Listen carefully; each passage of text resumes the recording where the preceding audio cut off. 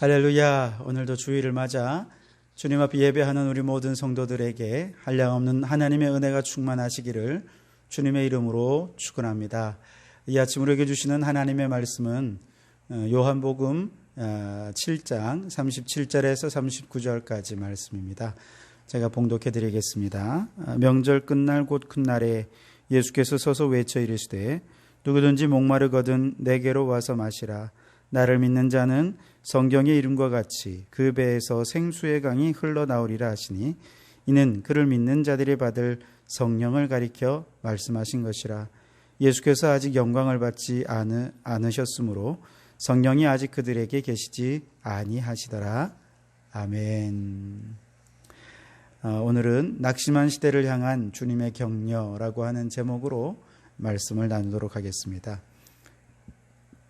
16세기 로마 가톨릭에 맞서 종교개혁이 아주 뜨겁게 일어났죠.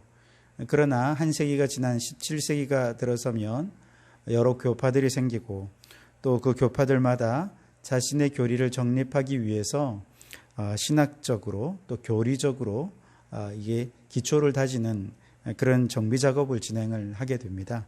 그러다 보니까 너무 교리에 치우친 신앙생활을 하게 되고 그러면서 많은 사람들의 영적인 열정을 잃어버리고 또 종교개혁할 때의 뜨거운 영성을 잃어버리는 결과를 낳게 됩니다. 자, 이렇게 영적으로 무기력해져 있고 낙심해져 있던 사람들에게 교회의 기초는 신조가 아니라 경건에 있다라고 하면서 다시 예수님을 사모하면서 경건한 삶에 힘쓰는 사람들이 생겨났는데 바로 이들이 18세기에 경건주의자들입니다.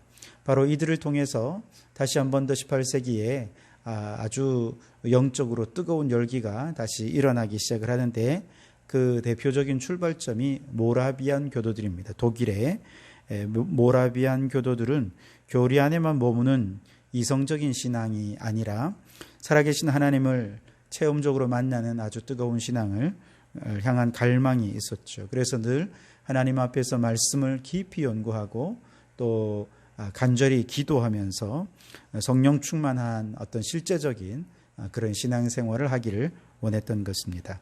이 모라비안 공동체의 사람들이 예수님을 만나고 또 영적인 체험을 가진 이후에 복음의 생명력을 가지고 하나님을 위한 위대한 일에 자신을 헌신하기를 결단을 합니다. 그러면서 이제 이 개신교 최초의 선교사들을 파송하는 그런 일들을 모라비안 교도들이 최초로 하게 됩니다. 이들은 정말 선교지로 가면서 자신들의 관을 짜가지고 갈 정도로 아주 헌신된 삶을 살았습니다. 이 모라비안 교도들은 차가운 이성과 자율의 시대 속에서 생명력을 잃고 풀이 죽고 무기력한 18세기의 사람들에게 평범한 일상을 뛰어넘는 영적 다이나믹이 예수 그리스도 안에 있다는 사실을 그들은 깨닫게 되고 알려주게 됩니다. 자, 그런데 이런 생명력 넘치는 모라비안 교도들을 누가 만나느냐? 실패한 선교사 존 웨슬리가 만나게 됩니다.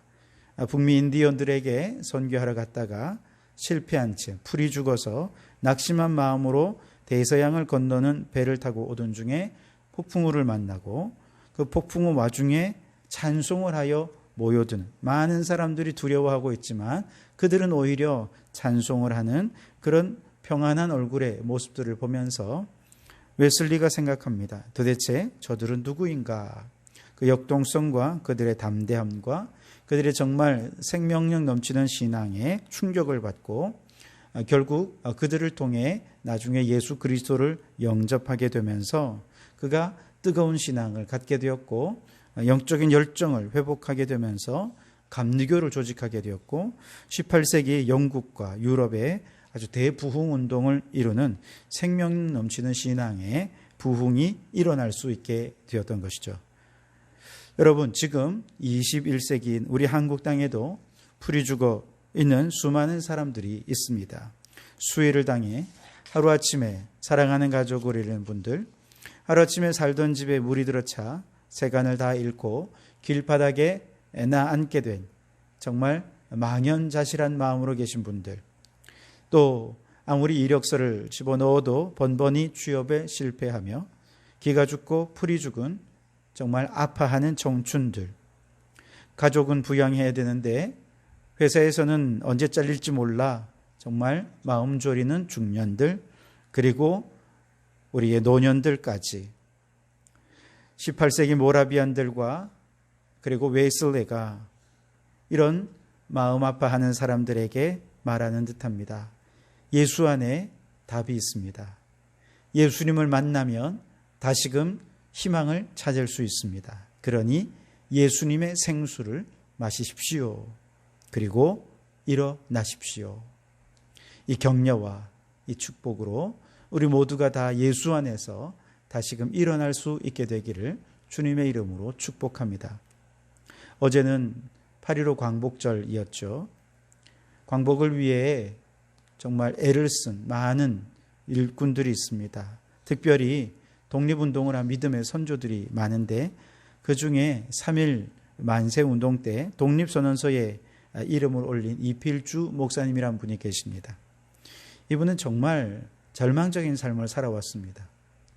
18살 때 어머니와 동생 4명만 남겨두고 아버지가 돌아가십니다. 그런데 바로 그때 장남인 자신이 흑사병에 걸려서 정신을 잃고 아버지 장례식도 보지 못한 채 7일 동안이나 사경을 헤매었습니다. 겨우겨우 정신을 차리고 일어나긴 했지만 장남으로서 걸머진 정말 가장의 책임은 이루 말할 수 없이 무거웠습니다. 막노동을 하면서 동생들을 길러내는 정말 힘겨운 생활을 했습니다. 극심한 생활고와 외로움 때문에 울기도 많이 하고 삶을 포기하고 싶은 생각도 많이 했습니다.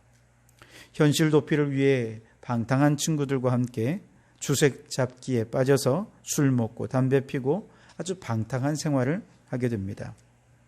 그러다가 군대에 들어가게 되었고 군대에 들어가면서 생활이 조금 안정이 되었는데 거기서 결혼을 하게 됩니다.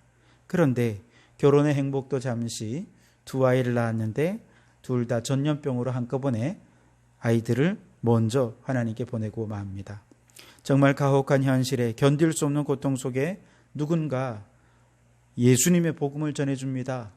예수 믿으면 무슨 고난을 당하든 위로를 받고 안심을 얻을 수 있다. 이 말을 듣고 교회를 찾아갑니다.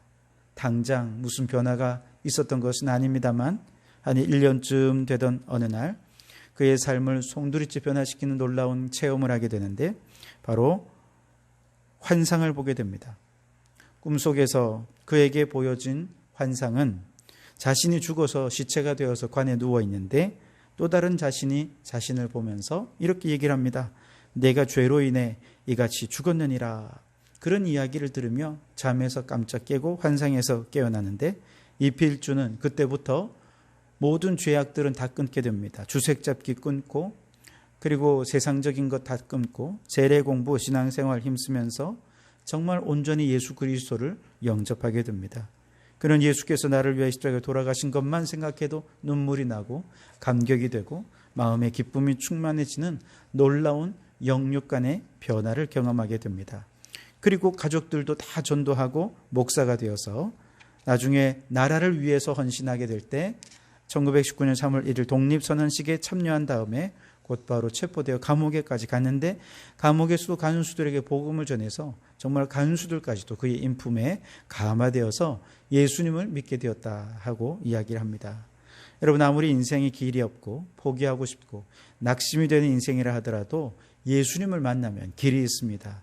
예수님은 우리의 생명이십니다. 그러므로 오늘 이 예배 가운데 살아계신 주님을 만나실 수 있길 바랍니다. 예수님의 음성을 들으실 수 있길 바랍니다. 그래서 지치고 낙심되고 풀이 죽어 있는 여러분의 인생에 활력을 되찾는 놀라운 축복과 은혜가 가득하게 되기를 주님의 이름으로 축원합니다.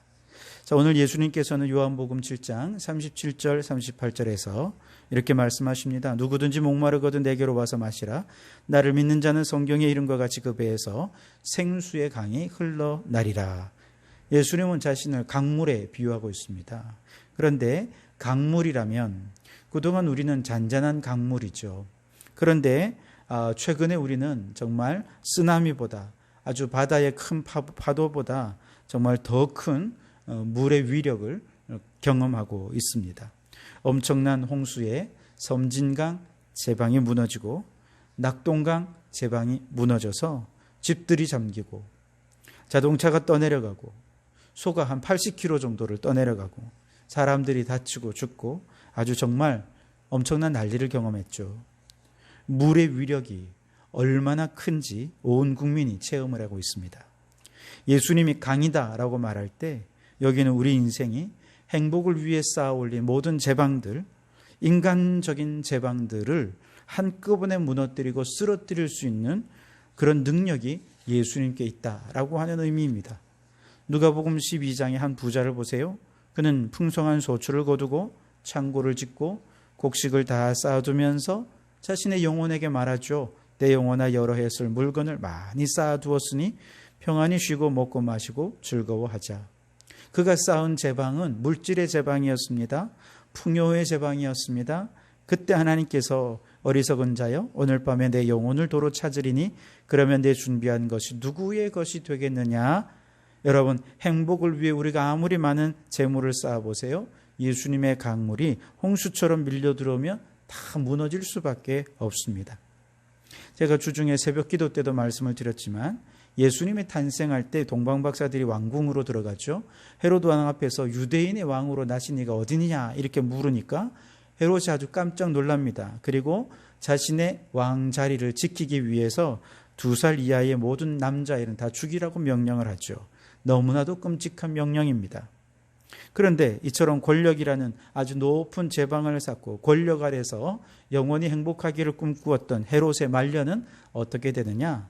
요세푸스라는 역사가의 기록에 의하면 이상하게 열도 나지 않는데 몸이 탈진하고 온몸에 가려움증이 있어 참을 수가 없고 그렇게 식욕이 왕성하던 사람이 창자가 끊어진 듯한 고통과 궤양에 시달리면서 아무것도 먹지 못하게 되었고 그의 생식기는 탈저되어서 벌레들이 들끓었고 호흡하기가 어려워졌고 심한 악취가 났고 참을 수 없는 발작이 일어나서 결국 그 병으로 인해 그는 죽고 말았다는 것이죠.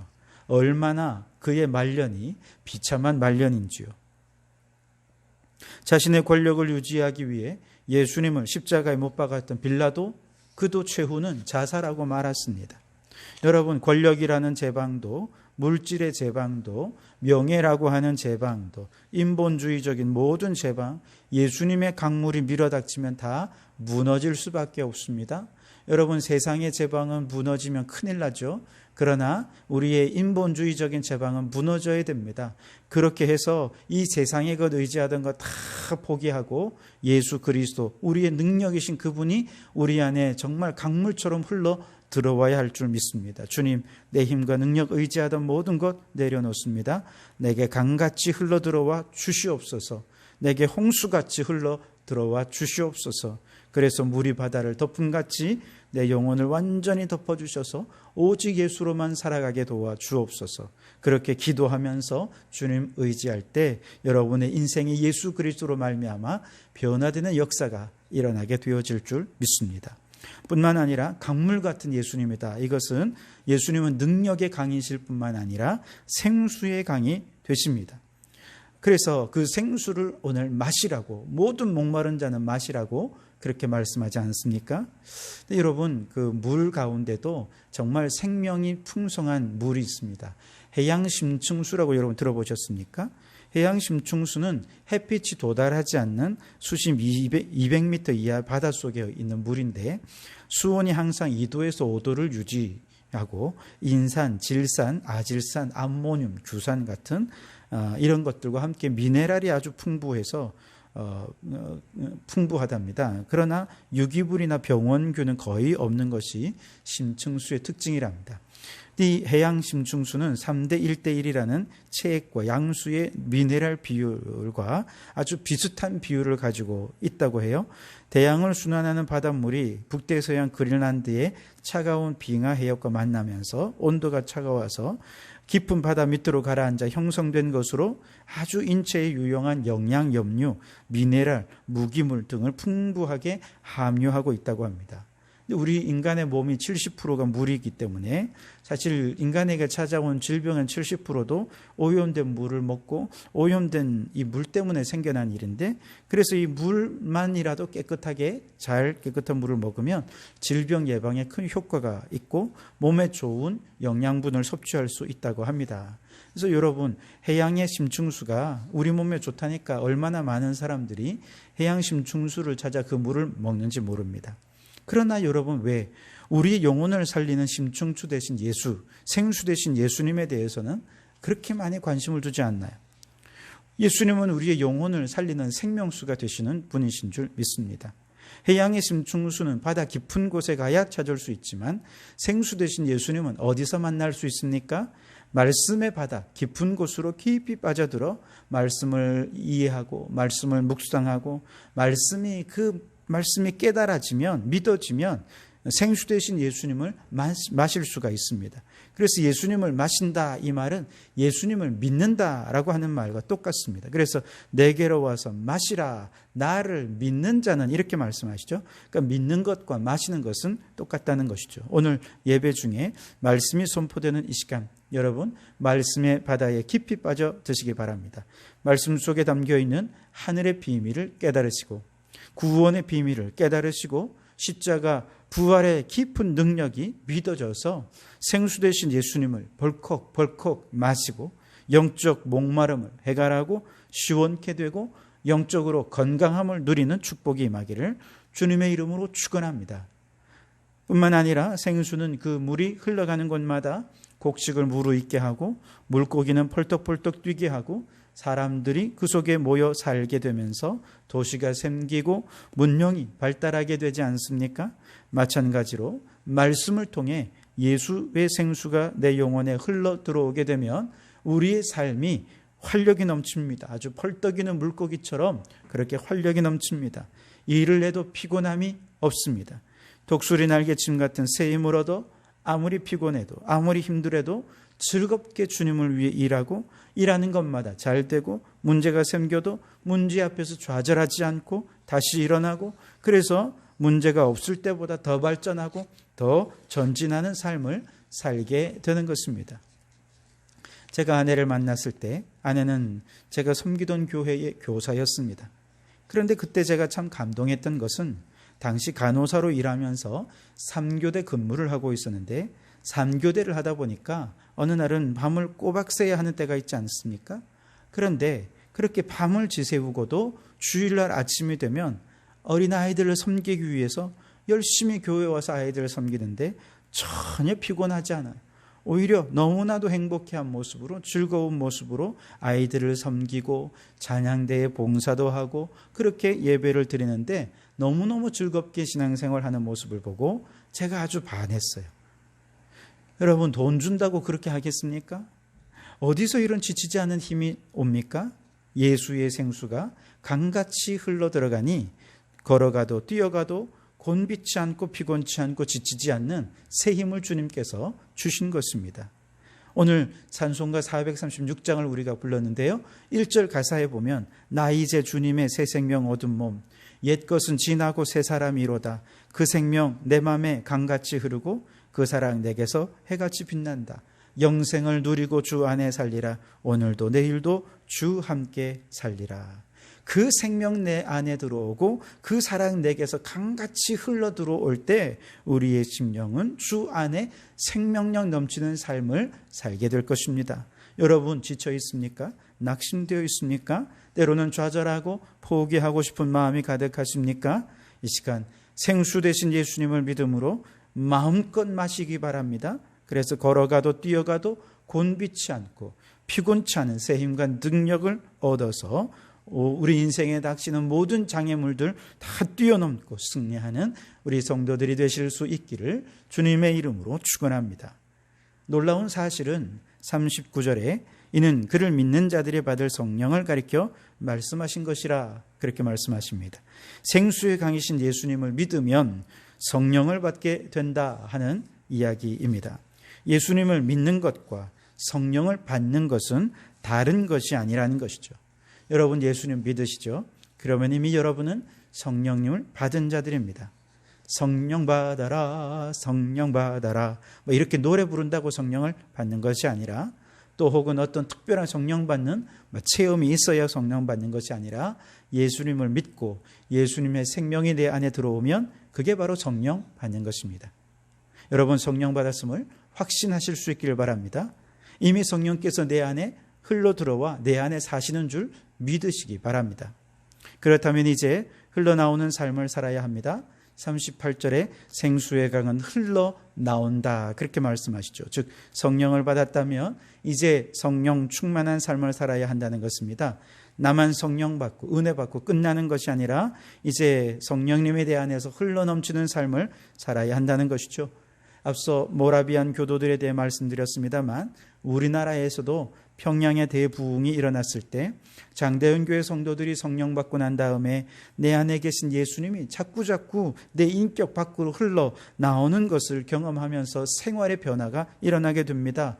거짓말했던 것, 남을 속였던 것, 빚 안 갚았던 것, 모든 죄악의 삶을 청산하고 사람들이 모두 정직한 사람들이 되었고 성실한 사람들이 되었고 화해와 용서의 사람들이 되었습니다.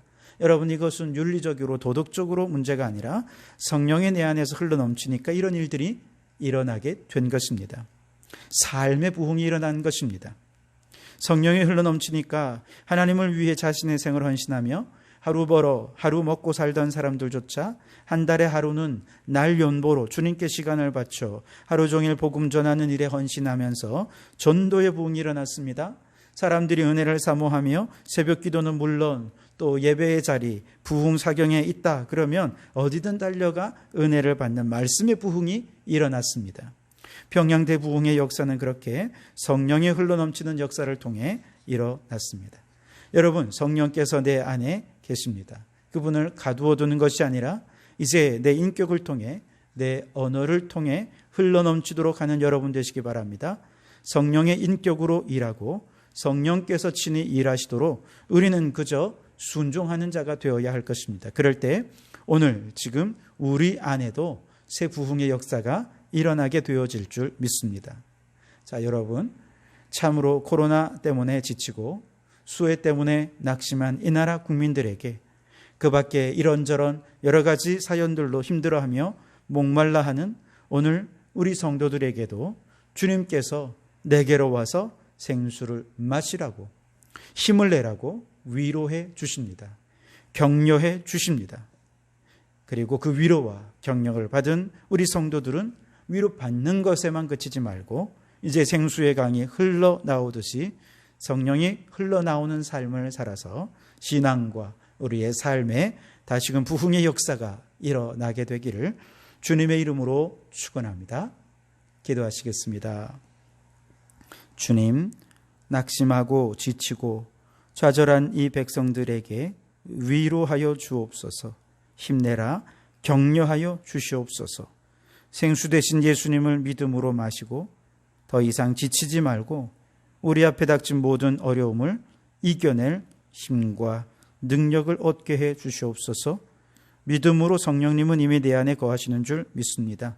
이제 성령님을 내 안에 가두지 말고 우리의 인격으로, 삶으로 성령님을 흘려보내어서 삶의 부흥, 말씀의 부흥, 예배의 부흥의 역사가 일어나게 도와 주시옵소서. 예수님 이름으로 기도하옵나이다. 아멘.